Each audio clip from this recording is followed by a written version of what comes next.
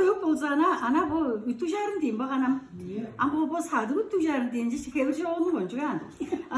Çam kanca. Ama antik da olsa bu ütü jarın deyip çüşüp basa kaygamcık. Dömeyi de basa atıktı söğüke girer an.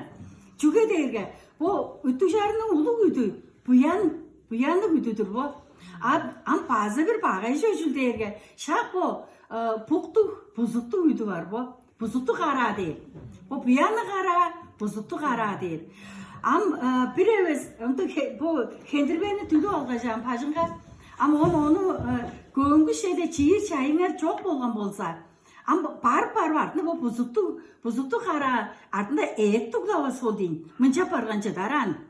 Am mıncan gajam am bu yanı kara am mıncan yit halasından et mıncan tukdav algan boran. Ancak arga şoktun katından çiğir çayınlar çok bolur bolsa. Ancak şak bu yanı karaktı ana deşedik var. Mesela onu edin bu oya tırtka onu oyup para. Çügen jarım. Am çüge derge. O bireves onun çak babası olsunsa o öğünün eresinge bagay bor. Bu derge mınta derge o buzuttu karak bu mınta am hamık biçine yazı boktar bu jönü olsam demol köylbek kılıp algan. Mon erinde bakıla algan. Biçiyle şey olsa ama o baza hali bir kişinin am sünesin derge azatlancı tırga adanga jorur şey.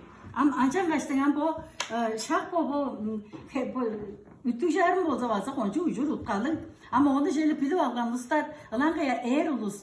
Onu şöyle ana pajınga kondurup ana jar Türkene çok bolsa hemdeş Türkene adınga kağıp bergeni değeri. Ama ucurum bilmez ustar. Ama onun arkalı bolsa bu kendirbeni karınarda bu buzuttu karan mancar tuy ve bu çeyde mancar tongaytır karslet. Tongaytır karmon. Mantık. Ama onun acaba bu hereceğin dostlarga olsa, çelle bu hastalga da çelle edip çoru hereceğin işi. Men bunun da şurada bir şey bu. Kendirbe bu kan oldu. Bu kendirbeni kancar algar şurada da var. Ama bu hereceğin işinin hastalgası değil.